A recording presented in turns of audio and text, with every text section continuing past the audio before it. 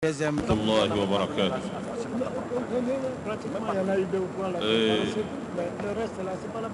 J'ai eu à intervenir ici pour faire des observations par rapport à la dimension spirituelle, voire religieuse, de notre crise.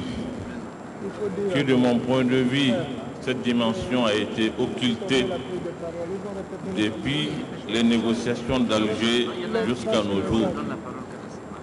Il ne s'agit pas pour moi ici de venir parler des questions qui peuvent mettre en cause ni le caractère républicain, ni le caractère démocratique ou laïque de notre pays. Il s'agit tout simplement aujourd'hui de voir qu'est-ce qu'on peut poser comme diagnostic à ce problème, qui est un problème quand même difficile. Au Mali, nous avons signé des accords. Les groupes armés qui ont signé les accords sont censés être des gens qui ne sont plus dans une logique de combat. Et pourtant, au Mali, tous les jours que Dieu fait, les gens y meurent. On les attaque par-ci, par-là, nos soldats. Qui sont-ils ceux qui font ce travail? On doit se poser aujourd'hui cette question. Si réellement ce n'est plus les groupes signataires, parce qu'ils ont signé un accord de paix, alors qu'on continue de tirer, de poser des mines, les gens meurent, c'est que quelque part il y a des gens qui ne se retrouvent pas dans ce que nous sommes en train de faire. On ne peut pas vouloir la paix et chercher une solution d'un problème qu'on ne pose pas. Il faut oser poser le problème, parce que le problème y est. C'est une réalité, on ne peut pas fuir ce problème-là. Il faut y faire face. Et le peuple malien doit prendre son destin en main, son courage, pour vraiment poser tous les problèmes qui font mal à notre pays et chercher la solution. C'est pour cela que je parlais de cette dimension religieuse, voire spirituelle, de notre crise qu'il faut oser vraiment toucher, du nord jusqu'au centre du Mali. Et le problème religieux de façon générale aujourd'hui a besoin d'être orienté, être maîtrisé, être compris par l'ensemble de la population. Parce qu'aujourd'hui, même entre nous, il y a des suspicions. Il suffit que votre barbe soit un tout petit peu longue, vous êtes traité, votre accoutrement peut faire que des gens pensent que vous êtes de telle ou telle chose. Tout cela mérite aujourd'hui vraiment qu'on pose ce problème. L'État doit avoir une politique même dans ce sens. C'est une réalité, il ne faut pas fuir le problème parce qu'il est là, en face de nous. Nous devrons vraiment le poser. Il y a un ministère chargé des affaires religieuses, on y a ajouté culte.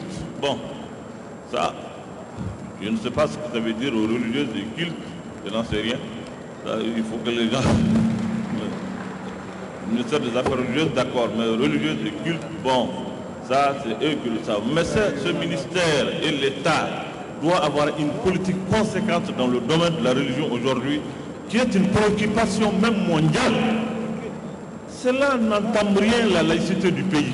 C'est tout simplement avoir le courage de faire face à des problèmes qui sont là. Et ça, nous devrons avoir le courage de le faire. Maintenant, s'agissant vraiment d'une préoccupation qui ne m'a pas été semblée prise en compte ici, je le tiens parce que c'est une situation qui est là, qui est alarmante dans notre pays. Il ne faut pas l'occulter, il ne faut pas le minimiser. La situation dans le delta central du Mali, cette situation-là, on doit vraiment faire face à cela.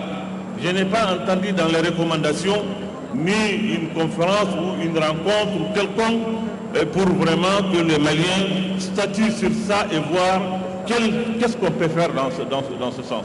Je ne l'ai pas entendu, c'est une préoccupation. Je n'ai pas entendu parler aussi de ces réfugiés. Qui sont, il y a 2000, 3000 qui sont au Burkina, personne ne parle d'eux, ni le système des Nations Unies, ni le gouvernement du Mali, ni nous-mêmes. Ils sont réfugiés, ils sont là-bas. Personne n'en parle. C'est des frustrés qui sont là-bas. Leurs enfants pensent aujourd'hui qu'on est en train de les pousser pour sortir du Mali. Ben, s'ils sortent, ils vont rentrer par d'autres portes. Et ce n'est pas souhaitable. C'est pour cela qu'il faut poser le problème. Le problème, il est religieux, c'est vrai, mais il est aussi sociétal et beaucoup. Il faut accepter vraiment de débattre de tous ces problèmes, faire face à cela, cherchons la solution ensemble. Si c'est Diko qui parle de questions religieuses, on pense qu'il va venir proclamer la République islamique. Non, il ne viendra pas ici pour réclamer une République islamique. Nous avons dit et nous le réitérons que le caractère républicain, démocratique, laïque du Mali nous convient parce que dans ça, tous les enfants du Mali s'y trouvent, quels qu'ils soient. Et nous respectons tout le monde, nous pensons que tout le monde a sa place dans la République. De toutes les confessions, de toutes les cultures et autres. Mais le problème religieux aujourd'hui est un problème réel. Il faut accepter d'y faire face, voir comment est-ce qu'il faut diagnostiquer, comment est-ce qu'il faut donner une orientation, comment trouver une politique qui permet vraiment de prendre cette situation à bras le corps. Voilà, Monsieur le Président, la préoccupation que je voulais partager avec l'ensemble de participants ici présents. Je vous remercie beaucoup. Assalamu alaikum wa rahmatullah.